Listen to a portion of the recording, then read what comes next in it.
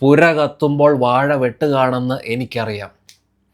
എന്നോട് ക്ഷമിക്കുക Real Madrid fans, I am sorry.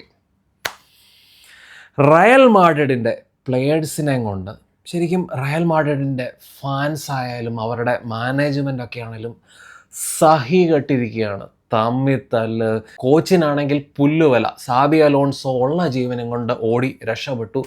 ആർബിലോവ എന്ന് പറയുന്ന മനുഷ്യൻ നിസ്സഹായനാണ്. അപ്പോൾ ഇതൊക്കെയാണ് റയലിൻ്റെ അവസ്ഥ. അപ്പം നമ്മൾ കൂടുതലും കോൺസെൻട്രേറ്റ് ചെയ്യേണ്ടത് ഫെഡെ വാൽവർഡെ വേഴ്സസ് ചോമേനി ഈ ഒരു പ്രശ്നത്തെയാണ്. കാരണം നമുക്ക് കസമീറോടെ ഒരു റീപ്ലേസ്മെൻറ്റിനെ വേണം. അതിന് പറ്റിയ പ്ലെയറാണ് ചോമേനി. ഇപ്പം ഈ ഒരു റയൽ മാഡ്രിഡിൻ്റെ ഫ്യൂച്ചർ ക്യാപ്റ്റൻ വാൽവർഡയുമായിട്ട് കൊമ്പ് കോർത്ത് തമ്മിൽ തല്ല്, കയ്യാങ്കളി ഒക്കെ ആയിട്ട് വാൽവർഡെ അവസാനം ഹോസ്പിറ്റലിൽ വരെ എത്തേണ്ട ഒരു അവസ്ഥ വരെ എത്തി നിൽക്കുകയാണ്.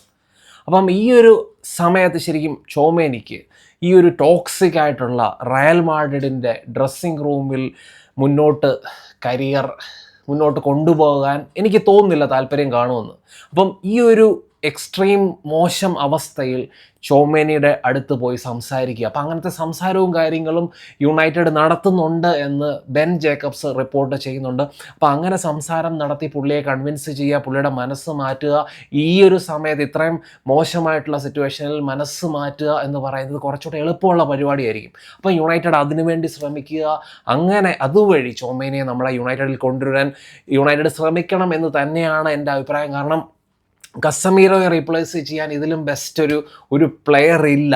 കാരണം നമുക്കറിയാം റയലിൽ ചോമേനിയെ വെച്ചാണ് റയൽ കസമീറോയെ റീപ്ലേസ് ചെയ്തത്. ഇപ്പം നമ്മൾ യുണൈറ്റഡിൻ്റെ ആ ഒരു മിഡ്ഫീൽഡ് റീബിൽഡിനെ കുറിച്ച് ചിന്തിക്കുമ്പോഴത്തേനും യുണൈറ്റഡ് എപ്പോഴും ആ ഒരു മിഡ്ഫീൽഡ് റീബിൽഡ് നടത്താൻ ഉദ്ദേശിക്കുന്നത് കോബി മേനു എന്ന് പറയുന്ന ആ ഒരു പ്ലെയറിനെ ചുറ്റിപ്പറ്റിയാണ് യുണൈറ്റഡ് ആ ഒരു മിഡ്ഫീൽഡ് റീബിൽഡ് നടത്താൻ ഉദ്ദേശിക്കുന്നത്. അതുകൊണ്ട് തന്നെ കോബി മേനുവിനെ കോംപ്ലിമെൻ്റ് ചെയ്യുന്ന തരം മിഡ്ഫീൽഡേഴ്സിനെ ആയിരിക്കും യുണൈറ്റഡ് ടാർഗറ്റ് ചെയ്യുന്നത്. അപ്പം അങ്ങനെ ഫിസിക്കലി സ്ട്രോങ്ങർ ആയിട്ടുള്ള കസമീറോയെ കോംപ്ലിമെൻ്റ് ചെയ്യുന്ന തരം മിഡ്ഫീൽഡർ. അപ്പം നമ്മൾ ശരിക്കും പറഞ്ഞാൽ ഈ ഒരു കസമീറോയും ചോമേനിയും തമ്മിൽ കമ്പയർ ചെയ്യുമ്പം എനിക്ക് കസമീറോയുടെ മുന്നിൽ ചോമേനി തോക്കുന്ന ഒരേ ഒരു കാര്യത്തിൽ മാത്രമായിരിക്കും. കാരണം ആ ഒരു സെറ്റ് പീസസിനെ അറ്റാക്ക് ചെയ്ത് ഗോൾ സ്കോർ ചെയ്യുന്ന കാര്യത്തിൽ മാത്രം ചോമേനി പുറകിലായിരിക്കും. ബാക്കി എല്ലാ ആസ്പെക്റ്റിലും എനിക്ക് തോന്നുന്നത് കസമീറോയെക്കാളും ബെറ്റർ ഓപ്ഷൻ ആയിരിക്കും ചോമേനി. കാരണം ഓൺ ദ ബോൾ നമ്മൾ നോക്കുകയാണെങ്കിൽ പലപ്പോഴും പ്രസ്സിങ് സിറ്റുവേഷൻ അല്ലെങ്കിൽ ടൈറ്ററായിട്ട് മാൻമാർക്ക് ചെയ്യപ്പെടുന്ന സമയങ്ങളിലൊക്കെ കസമീറോ ബോൾ ലൂസ് ചെയ്യാറുണ്ട്, അല്ലെങ്കിൽ ബോൾ പൊസിഷൻ ലൂസ് ചെയ്യാറുണ്ട്.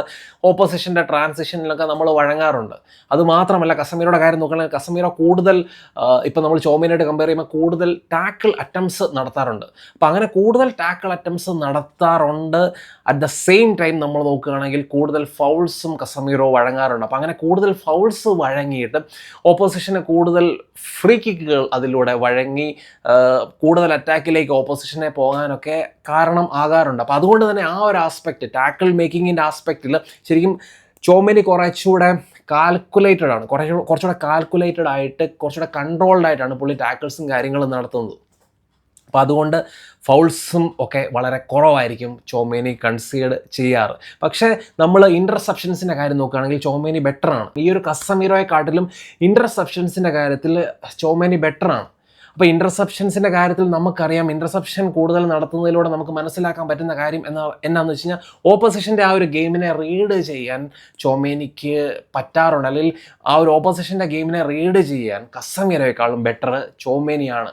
അപ്പോൾ ആ ഒരു എഡ്ജ് ചോമേനിക്കുണ്ട്. അതുമാത്രമല്ല നമ്മൾ നോക്കുകയാണെങ്കിൽ എനിക്ക് ഏറ്റവും കസമീറോയുടെ ഭാഗത്തുനിന്ന് ഞാൻ എപ്പോഴും കൺസേൺഡ് ആകാറുള്ള ഒരു കാര്യം എന്താണെന്ന് വെച്ച് കഴിഞ്ഞാൽ കസമീറോ ഒരിക്കലും പൊസിഷണലി ഡിസിപ്ലിൻഡ് അല്ല. കസമീറോയുടെ പൊസിഷൻ നമ്മൾ നോക്കുകയാണെങ്കിൽ പലപ്പോഴും പുള്ളിക്ക് ആ ഒരു നാച്ചുറലി ഉള്ള പുള്ളിയുടെ ഒരു ടെൻഡൻസിയാണ് പുള്ളിക്ക് ആ ഒരു എന്നാ പറയുന്നത് അറ്റാക്കിൽ കൂടുതൽ ഇൻവോൾവ് ആകാനായിട്ട് പുള്ളിയുടെ പൊസിഷൻ വിട്ട് പോകുന്ന ഒരു ടെൻഡൻസി പുള്ളിക്കുണ്ട്. അപ്പോൾ അത് നമ്മുടെ മിഡ്ഫീൽഡിനെയും ഡിഫൻസിനെയും ഒക്കെ എക്സ്പോസ് ചെയ്യാറുണ്ട്. അപ്പോൾ ആ ഒരു കാര്യത്തിൽ നമ്മൾ ചോമേനിയെ നോക്കുകയാണെങ്കിൽ ചോമേനി കുറേ കൂടെ പൊസിഷണലി ഡിസിപ്ലിൻഡ് ആണ്. പുള്ളി കുറച്ചുകൂടെ സ്റ്റേ ബാക്ക് ചെയ്ത് ആ ഒരു ഡിഫൻസിനെ പ്രൊട്ടക്റ്റ് ചെയ്യുക എന്നുള്ള ഒരു പ്രൈമറി ഡ്യൂട്ടിയിൽ പുള്ളി സ്റ്റേ ബാക്ക് ചെയ്ത് ഒരു ആങ്കർ റോളിൽ പുള്ളി നിൽക്കാറുണ്ട്. അപ്പോൾ അങ്ങനെ ആ ഒരു ഡിഫൻസിന് മുന്നിലുള്ള സ്പേസസിനെ കൺട്രോൾ ചെയ്യുക, അതാണ് ചോമേനി കൂടുതലും ചെയ്യാറ്. നമ്മൾ പിന്നെ നമുക്ക് എല്ലാവർക്കും അറിയാം ഈ ഒരു ചോമേനി എന്ന് പറയുന്ന പ്ലെയർ ബാക്കിൽ നിന്ന് ബിൽഡ് ചെയ്യുന്ന സമയത്ത് എപ്പോഴും ചോമേനി അതുപോലെ തന്നെ കോബി മേനുവിൻ്റെ ആ ഒരു ഡ്യൂയോയെ പ്രസ് ചെയ്ത് ബോൾ വിൻ ചെയ്യാൻ പാടാണ്. അതുപോലെ തന്നെ ചോമേനി എന്ന് പറയുന്ന പ്ലെയർ എക്സ്ട്രീംലി ഫോർവേഡ് തിങ്കിങ് പ്ലെയറാണ്. എപ്പോഴും ആ ഒരു വെർട്ടിക്കൽ പാസിന് അറ്റംപ്റ്റ് ചെയ്യും ചോമേനി. അങ്ങനെ കൂടുതൽ ചാൻസസ് ക്രിയേറ്റ് ചെയ്യാനും ഫോർവേഡ് പ്ലെയേഴ്സിനെ ഫൈൻഡ് ചെയ്യാനും ഒക്കെയുള്ള ശ്രമം ചോമേനി നടത്താറുണ്ട്. അപ്പോൾ അത് നമ്മളെ ഡിഫെൻസീവ്ലിയും ഒഫെൻസീവ്ലിയും പൊസിഷണലിയും ഒക്കെ ഈ ഒരു പ്ലെയർ നമുക്ക് നമ്മുടെ മിഡ്ഫീൽഡിന് ഒരു അപ്ഗ്രേഡ് തന്നെയായിരിക്കും. പിന്നെ റയലിൻ്റെ ഒരു പ്ലെയറിനെ നമ്മൾ സൈൻ ചെയ്യുമ്പോൾ കിട്ടുന്ന എക്സ്ട്രാ ബോണസ് എന്ന് പറയുന്നത് എന്താണെന്ന് വെച്ച് കഴിഞ്ഞാൽ ആ ഒരു റയലിൻ്റെ ആ ഒരു കൾച്ചറാണ്. റയലിൻ്റെ ഉള്ളിലുള്ള ആ ഒരു വിന്നിങ് മെൻറ്റാലിറ്റി, പിന്നെ വലിയ വലിയ മത്സരങ്ങൾ കളിച്ചുള്ള എക്സ്പീരിയൻസ്, ആ വലിയ വലിയ ട്രോഫീസ്, ചാമ്പ്യൻസ് ലീഗ് പോണക്കത്തെ ടൂർണമെൻറ്റ്സിൻ്റെ ഫൈനൽസിൽ കളിക്കുക, അത് ജയിക്കുക. അപ്പോൾ അങ്ങനത്തെ ആ ഒരു എക്സ്പീരിയൻസ് പ്ലസ് ചോമേനി ഫ്രാൻസിന് വേണ്ടി കളിക്കുന്ന പ്ലെയറാണ്. ഫ്രാൻസുമായിട്ട് വേൾഡ് കപ്പിൻ്റെ ഫൈനൽ ഒക്കെ കളിച്ചിട്ട്. അപ്പോൾ അങ്ങനത്തെ ഫുട്ബോളിലെ വലിയ വലിയ മത്സരങ്ങൾ കളിച്ചുള്ള എക്സ്പീരിയൻസ്, ആ ഒരു വിന്നിങ് മെൻറ്റാലിറ്റി, ഇതെല്ലാം ഉള്ള ഒരു പ്ലെയറിനെയും കൂടാണ് നമുക്ക് ചോമേനിയുടെ രൂപത്തിൽ കിട്ടുന്നത്. അതുകൊണ്ട് തന്നെ നമ്മൾ രണ്ടും കൽപ്പിച്ച് നമ്മൾ ഈ ഒരു അറയ്ക്കാതെ മടിക്കാതെ നാണിക്കാതെ ഈ പ്ലെയറിന് വേണ്ടി ഇറങ്ങിത്തിരിക്കണം. നമുക്കിവിടെ കിട്ടാവുന്നത് വെച്ച് എനിക്ക് തോന്നുന്നത് ഏറ്റവും ബെസ്റ്റ് ഓപ്ഷനാണ്.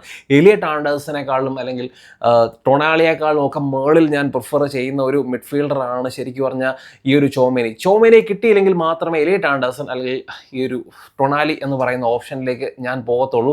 അപ്പോൾ നമ്മൾ ഈ ഒരു പ്ലെയറിൻ്റെ കാര്യം നോക്കുകയാണെങ്കിൽ ഈ ഒരു പ്ലെയർ നമ്മുടെ മിഡ്ഫീൽഡിലേക്ക് വരുമ്പോഴത്തേനും നമ്മുടെ മിഡ്ഫീൽഡിൻ്റെ കാര്യം ചോമേനിയുടെ ആ ഒരു ടെനാസിറ്റി, ആ ഒരു ഫിസിക്കാലിറ്റി, ആ ഒരു ഏരിയൽ എബിലിറ്റിയുടെ കാര്യം ഞാൻ പറയാൻ വിട്ടുപോയി. കാര്യം ഏരിയലി ചോമേനി ഭയങ്കര സ്ട്രോങ്ങറാണ്. കാരണം ഏരിയലിയുള്ള ആ ഒരു എന്നാ പറയുന്നത് ഏരിയൽ ഡ്യൂവൽസിൻ്റെ കാര്യത്തിലും ഗ്രൗണ്ട് ഡ്യൂവൽസിൻ്റെ കാര്യത്തിൽ എക്സ്ട്രീംലി സ്ട്രോങ്ങറാണ്. ഈവൻ കസമിറോയെക്കാളും അപ്ഗ്രേഡാണ് ഏരിയൽ ഡ്യൂവൽസിൻ്റെ കാര്യത്തിൽ. പക്ഷേ ഗോൾ സ്കോറിങ്, ഹെഡർ വഴിയുള്ള ഗോൾ സ്കോറിങ്ങിൻ്റെ കാര്യത്തിൽ അത്രയും ഇൻവോൾവ് ആകാറില്ല. ഈ ഒരു ഏരിയൽ എബിലിറ്റി എപ്പോഴും പ്രീമിയർ ലീഗിനെ സംബന്ധിച്ച് ഭയങ്കര ഒരു മുതൽക്കൂട്ടാണ്. കാരണം നമുക്കറിയാം പ്രീമിയർ ലീഗ് ടീംസ് കൂടുതലും ലോങ് ബോൾസ് കളിക്കാറുണ്ട്. അപ്പോൾ ആ പ്ലെയേഴ്സിൻ്റെ ഇടയിൽ ഫിസിക്കാലിറ്റി അല്ലെങ്കിൽ ആ ഒരു 6-2, 6-3 സ്റ്റാച്ചറൊക്കെ വെച്ചുകൊണ്ട് ആ ഒരു ഏരിയലി ബോൾ വിൻ ചെയ്യാനുള്ള എബിലിറ്റി എന്ന് പറയുന്നത് എക്സ്ട്രാ ബോണസാണ്. അപ്പോൾ അങ്ങനെ നമ്മുടെ മിഡ്ഫീൽഡിലൂടെ ചോമേനി വരികയാണെങ്കിൽ ചോമേനിയുടെ ആ ഒരു ഫിസിക്കാലിറ്റി, ആ ഒരു ball playing ability, aerial ability, അങ്ങനത്തെ പല അല്ലെങ്കിൽ ആ ഒരു ആങ്കറായിട്ട് പുള്ളിക്ക് കളിക്കാനുള്ള ആ ഒരു ക്വാളിറ്റി, പ്ലസ് കോബി മേനുവിൻ്റെ ആ ഒരു ടെക്നിക്കൽ എബിലിറ്റി, പ്ലസ് ബ്രൂണോ ഫെർണാണ്ടസിൻ്റെ ക്രിയേറ്റിവിറ്റി, ഈ ഒരു മിഡ്ഫീൽഡിന് വേറെ എന്താണ് വേണ്ടത്? പിന്നെ നമ്മൾ ശരിക്കും പറഞ്ഞു കഴിഞ്ഞാൽ രണ്ടാമതൊരു മിഡ്ഫീൽഡറിനെ സൈൻ ചെയ്തേ പറ്റത്തുള്ളൂ. ഞാൻ നേരെ വെസ്റ്റ് ഹാമിനെ അപ്രോച്ച് ചെയ്യും. കാരണം വെസ്റ്റ് ഹാം റെലിഗേഷൻ്റെ വക്കിലാണ്, റെലിഗേഷൻ സോണിലാണ് ഇപ്പം കിടക്കുന്നത്. എത്രയും നമ്മളെല്ലാവരും മുട്ടയിൽ നിന്ന് പ്രാർത്ഥിക്കുക എങ്ങനെയും വെസ്റ്റ് ഹാം ഒന്ന് റെലിഗേറ്റ് ആയി കിട്ടാൻ. വെസ്റ്റ് ഹാം റെലിഗേറ്റ് ആകുകയാണെങ്കിൽ മത്തേസ് ഫെർണാണ്ടസ് എന്ന് പറയുന്നത് യുണൈറ്റഡിനെ സംബന്ധിച്ച് ആ പ്ലെയറിനെ സൈൻ ചെയ്യാനുള്ള ഓപ്പർച്യൂണിറ്റി കളഞ്ഞ് കുളിക്കരുത്. PSG ഒക്കെ കുത്തിക്കൊണ്ട് പോകും. നമുക്കറിയാം ടഫർ കോമ്പറ്റീഷൻ ആയിരിക്കും. പക്ഷേ നമ്മൾ ആ ഒരു പ്ലെയറിനെ കൊണ്ടുവരണം. ആ പ്ലെയറിനെ ഇവിടെ കൊണ്ടുവന്നു കഴിഞ്ഞാൽ നമുക്ക് ഈ ഒരു നമ്പർ 6 അല്ലെങ്കിൽ നമ്പർ 6/8 ആയിട്ട് കളിപ്പിക്കാൻ പറ്റുന്ന പ്ലെയറാണ്. വേണമെങ്കിൽ 6 ആയിട്ട് യൂസ് ചെയ്യാം, അല്ലെങ്കിൽ കോബി മെനുവിന് കോമ്പറ്റീഷനായി മാറാം. ശരിക്കും പറഞ്ഞാൽ കോബി മെനുവിനെയും ഈ ഒരു മത്തേസ് ഫെർണാണ്ടസിനെ തമ്മിൽ നമ്പർ 8 ആയിട്ട് കമ്പയർ ചെയ്ത് കഴിഞ്ഞാൽ എനിക്ക് തോന്നുന്നത് മത്തേസ് ഫെർണാണ്ടസ് കുറേ കൂടെ ബെറ്ററാണ് as a number 8, pure number 8. Kobbie മെനുവിനെ ഞാൻ വേണമെങ്കിൽ കോബി മെനു എനിക്കൊന്ന് കുറച്ചുകൂടെ മുന്നോട്ട് പോയി ആ ഒരു നമ്പർ 10 ആയിട്ടൊക്കെ കളിക്കാൻ പറ്റുന്ന ഒരു പ്ലെയറാണ് കോബി മെനു. കോബി മെനുവിൻ്റെ ഒരു ഫ്യൂച്ചറായിട്ട് ഞാൻ കാണുന്നത് കോബി മെനു ഒരു നമ്പർ 10 ആയിട്ടാണ്. നമ്മുടെ ഈ ഒരു ബ്രൂണോ ഫെർണാണ്ടസ് ഒക്കെ പോയി കഴിയുമ്പോൾ മിക്കവാറും ഒരു നമ്പർ 10 ആവും. ഫൈനൽ തേർഡിൽ ആ ഒരു ബോൾ കീപ്പ് ചെയ്യാനും കമ്പൈൻ ചെയ്യാനും ആ ഒരു ബോക്സിനകത്തോട്ട് ലേറ്റ് റൺസ് നടത്തി ഗോളുകൾ സ്കോർ ചെയ്യാനും അങ്ങനത്തെ ഒരു എബിലിറ്റി ഉള്ള പ്ലെയറാണ് കോബി മെനു. അതുകൊണ്ട് തന്നെ ഫൈനൽ തേർഡിൽ നമുക്ക് കോബി മെനുവിനെ കൂടുതൽ യൂസ് ചെയ്യാൻ പറ്റും. ഫ്യൂച്ചർ ഒരു നമ്പർ 10 ആയിട്ട് തന്നെയാണ് ഞാൻ കോബി മെനുവിനെ കാണുന്നത്. അപ്പോൾ അതുകൊണ്ട് തന്നെ മത്തേസ് ഫെർണാണ്ടസിൻ്റെ സൈനിങ് ഭയങ്കര ഇമ്പോർട്ടൻ്റ് ആണെന്ന് തന്നെയാണ് എൻ്റെ ഒരു തോന്നൽ. അപ്പം മിഡ്ഫീൽഡിലുള്ള എൻ്റെ 2 സൈനിങ്സ് ഓറേലിയൻ ചോമേനി, അതുപോലെ തന്നെ വെസ്റ്റ് ഹാമിൻ്റെ മത്തേസ് ഫെർണാണ്ടസ്, ഇവർ രണ്ടുപേരുമായിരിക്കും. അപ്പം വീഡിയോയെ പറ്റിയുള്ള നിങ്ങളുടെ അഭിപ്രായങ്ങൾ തീർച്ചയായിട്ടും ചന്നം കമൻസ് ആയിട്ട് മറ്റൊരു നല്ല വീഡിയോ ആയിട്ടാണ്.